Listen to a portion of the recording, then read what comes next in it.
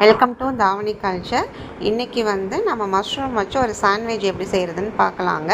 First நான் மஷ்ரூமை குட்டி குட்டியாக இந்த மாதிரி கட் பண்ணி வச்சுக்கிட்டேன். அப்புறம் கொஞ்சோண்டு பட்டர் போட்டுட்டு சோம்பு இந்த மஷ்ரூமை போட்டுட்டு அதுக்கப்புறம் இஞ்சி பூண்டு பேஸ்ட்டு, மஞ்சத்தூள், உப்பு இது மட்டும்தாங்க போட்டிருக்கேன். அப்புறம் இறக்குறப்ப பெப்பர் போட்டிருக்கேன். இவ்வளோதாங்க. இதுவே ரொம்ப போதும், டேஸ்ட்டாக இருந்துச்சு. இங்கே பாருங்கள், தண்ணி அதிலே விட்டுருங்க, நம்ம தண்ணி சேர்க்கணுன்னு அவசியம் இல்லை. இப்போ நான் சாண்ட்விச் ப்ரெட்டை எடுத்து வச்சுருக்கேன். நல்ல பெருசாக இருக்குங்க, இது ஸ்டஃப்பிங் பண்ணுறதுக்கு நல்லாயிருக்கும். இப்போ பாருங்கள், நம்ம மஷ்ரூம் ரெடி ஆகிடுச்சு. அதில் நான் பெப்பர் மட்டும் போட்டிருக்கேங்க. இதுவே அவ்வளோ ஒரு டேஸ்ட்டாக இருந்துச்சு, ரொம்ப சிம்பிள். இப்போ நம்ம தோசை கல் வச்சுக்கிட்டு அதில் பட்டரை ஒரு அரை ஸ்பூன் போட்டுக்கலாம்.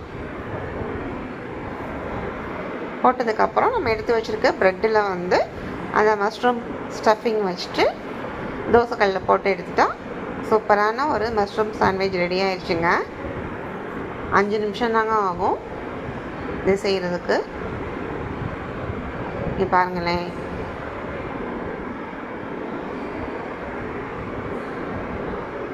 ரெண்டு பக்கமும் திருப்பி போட்டால் நல்ல மொறு மொறுன்னு ஒரு சூப்பரான மஷ்ரூம் சாண்ட்விச் ரெடி ஆயிடுச்சு.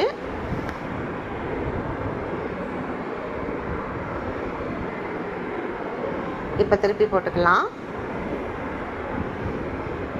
இந்த கோல்டன் ப்ரௌன் வந்ததுக்கப்புறம் நம்ம ஆஃப் பண்ணிவிட்டு இது ஸ்லைஸ் போட்டுக்கிட்டால் நம்ம கடையில் வாங்குகிற மாதிரியே ஒரு சூப்பரான மஷ்ரூம் சாண்ட்விச் ரெடி ஆயிடுச்சுங்க.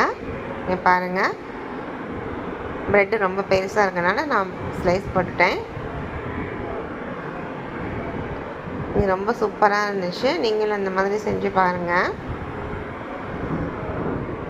இந்த சாண்ட்விச் உங்களுக்கு பிடிச்சிருந்துச்சுன்னா லைக் பண்ணுங்கள், கமெண்ட் பண்ணுங்கள், சப்ஸ்கிரைப் பண்ணுங்கள். எங்களுக்கு சப்போர்ட் பண்ணுங்கள். தேங்க்யூ.